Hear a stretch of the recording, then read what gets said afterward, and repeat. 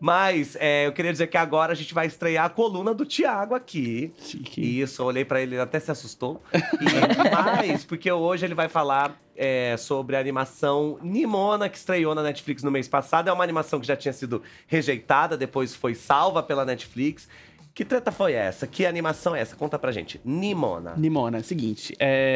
Nimona é uma animação baseada no quadrinho do N.D. Stevenson, que é um homem trans, que ele é o mesmo cara responsável pela animação She-Ra, o remake de She-Ra que teve também da Netflix, se eu não me engano foi em 2018, teve 5 temporadas. E em 2015, por aí, ele tinha essa webcomic que chamava Nimona. Ele publicava esse quadrinho na internet, mas na época ele ainda não se entendia como um homem trans. Né? Ele se entendia como uma pessoa não binária. Na época estava começando a entender as relações de gênero, como que era a identidade de gênero dele. E ele publicava esse quadrinho que era sobre uma personagem chamada Nimona, que é uma metamorfa. Então ela se transforma em animais, ela se transforma... É tipo a mística dos X-Men. Ela se transforma, só que ela também se transforma em criaturas. Ela se transforma em dragão e um monte de coisa. E é uma grande reflexão sobre a relação dele com o próprio gênero dele. Na época ele se entendia como uma pessoa não binária, depois ele foi se entendendo como uma pessoa, como um homem trans, e ele escreveu essa webcomic falando sobre essa ideia de transformação, de identidade.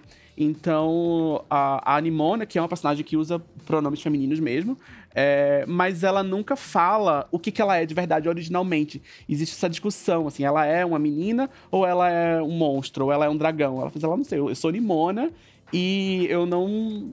Talvez eu seja um gato, às vezes eu sou um gato, às vezes eu sou um rinoceronte, às vezes eu sou uma outra coisa. E aí, existiu o projeto de transformar essa webcomic num filme.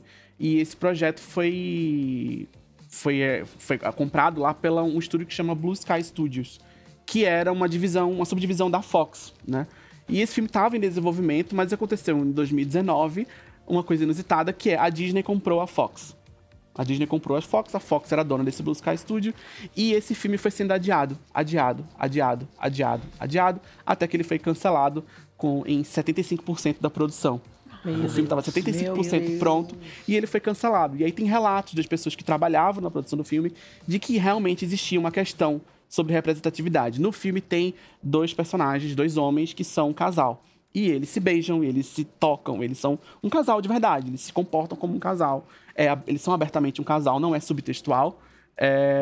E isso estava gerando um grande desconforto entre os grandes executivos da Disney, né? A gente sabe que a Disney tem um problema histórico, estrutural ali com representação. Existe todo mundo já viu a notícia da Disney, que é o primeiro personagem LGBT, aí uma pessoa que tá ali atrás. Sabe, assim? Então eles têm esse problema.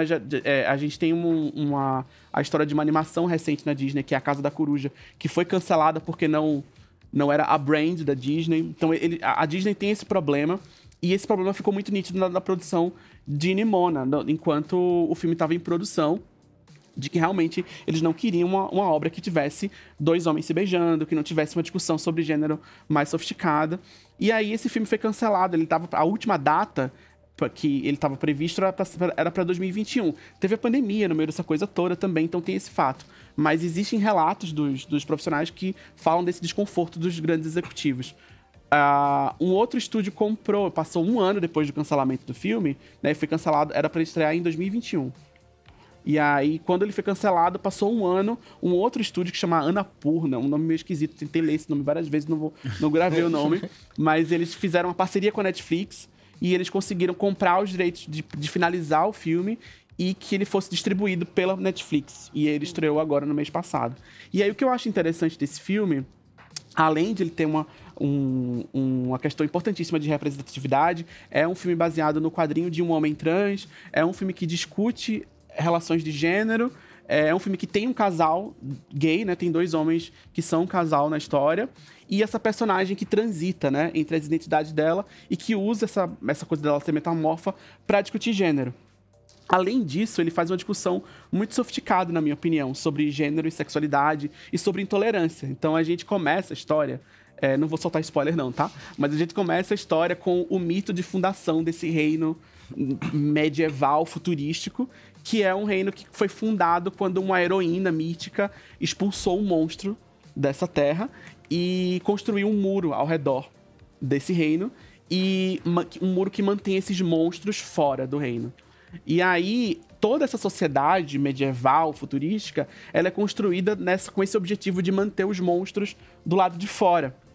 Então é uma sociedade altamente militarizada, todo mundo quer ser um grande guerreiro, existe todo esse rito místico sobre ser um guerreiro que vai expulsar os monstros. As pessoas crescem com esse imaginário coletivo de que os monstros precisam ser exterminados, precisam ser expulsos, e que nós, os heróis, vamos ser essa pessoa que vai expulsar os monstros para fora. E a Nimona, ela vive escondida na cidade, e ela é, na visão dessa sociedade, um monstro.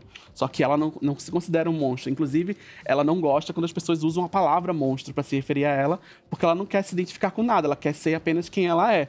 Né? Então o filme discute Nimona. Apenas Nimona. Então o filme discute essa questão de o que tá por trás da intolerância, o que tá por trás desse entendimento. É uma sociedade baseada no medo e na hierarquia.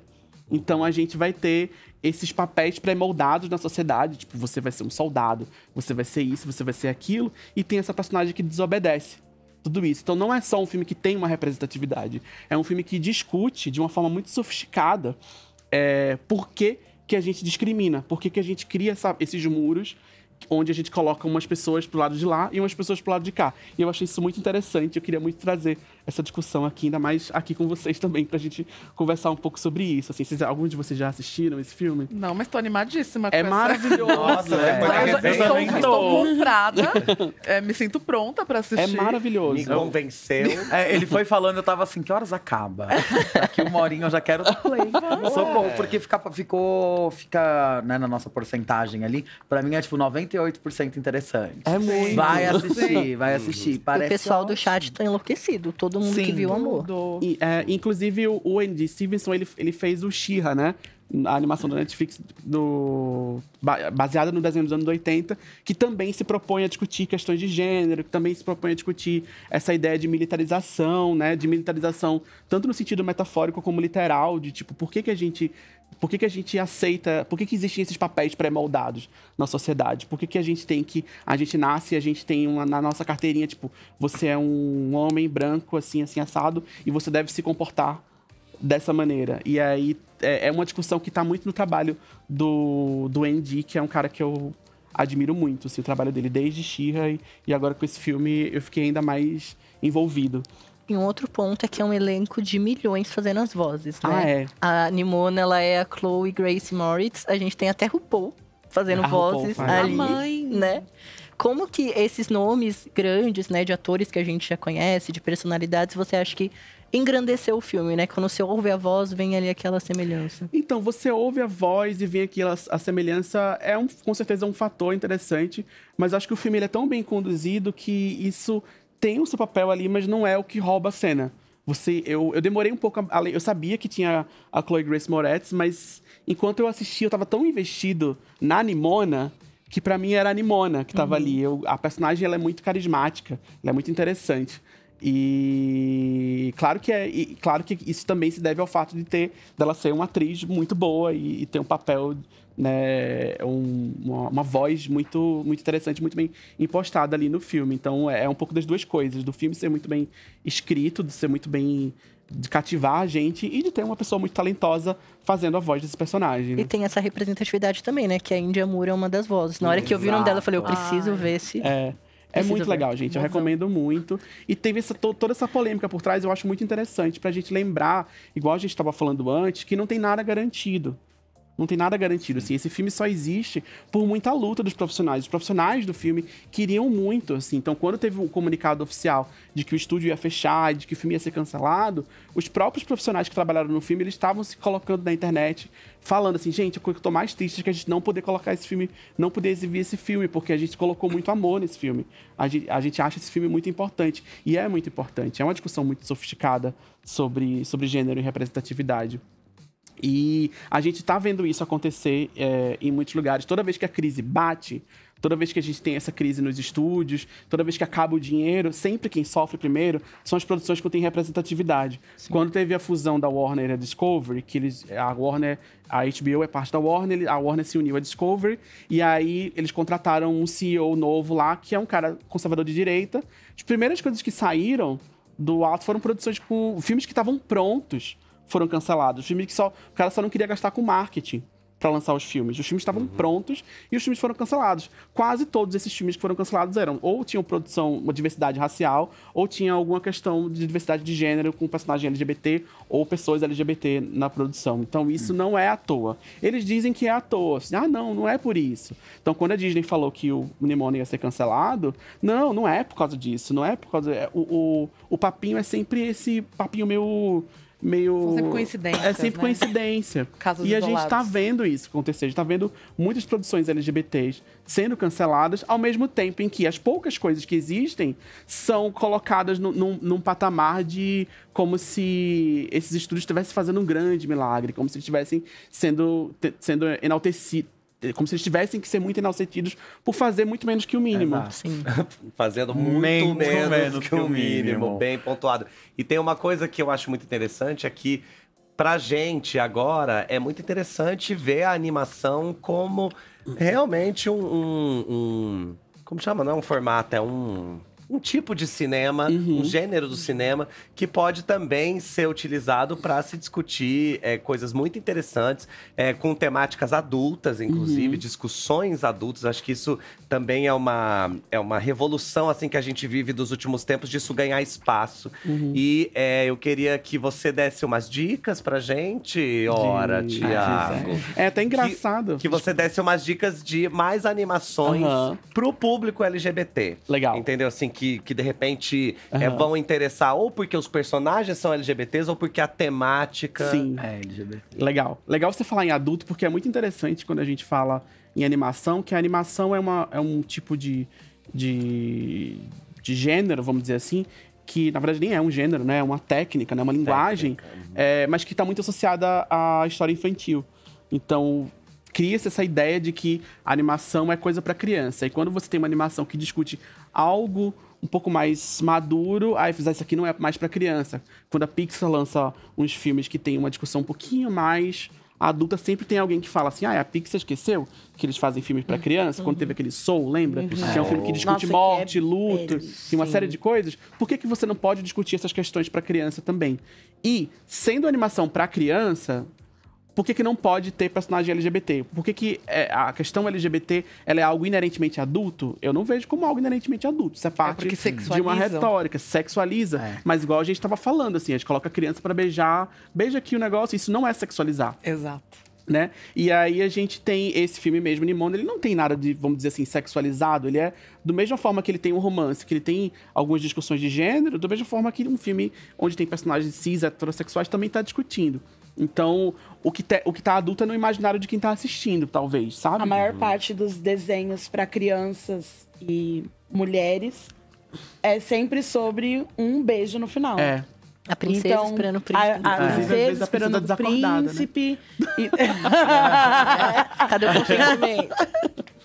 Então, assim, que sexualização é essa, supostamente, né? Mas, dica, eu recomendo muito que se vocês assistirem Nimona e gostarem, quiserem embarcar mais, né? Eu recomendo que vocês assistam o She-Ra, a animação She-Ra e as Princesas do Poder, que tá na Netflix. Eu recomendo muito assistir Steven Universo, que também é uma animação que discute várias questões, mas de uma forma muito alegórica e muito interessante. Pra discutir isso. Eu recomendo muito a animação Arlequina, que aí a gente já vai numa linguagem um pouco mais adulta. Eu recomendo bastante, assim. Então, muito boa. Que hoje em dia, pra mim, é a melhor representação de super-herói Eu tenho ela tatuada. Eu amo, assim. E aí tem LGBT explicitamente, tem pra mim, a melhor versão do Batman que existe em toda a mídia é a versão do Batman da animação da Arlequina. É o que eu gosto mais, assim. Então, e questiona, inclusive, a existência do Batman e quem ele é. Discute. O Coringa comunista. Tem um monte de coisa interessante, assim. Olha, eu vou aproveitar e indicar uma que eu assisti e amei. Queria muito que tivesse outras temporadas, mas acho que não vai rolar, que é o Queer Force, né? O Força Queer. Sim.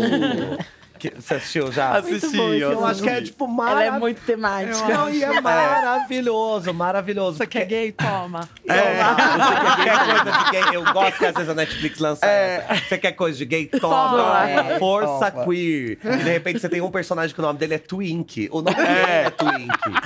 Isso é muito interessante, né? Aqui a gente teve também como é o nome? Das drags? A animação das drags, que a Pablo aparece. Sim, é a Super Drags. Super drags também, eu acho que isso também é muito interessante, porque eu gosto quando brinca. Parece uma coisa que vai ser infantil, entendeu? Aí, de repente, você faz.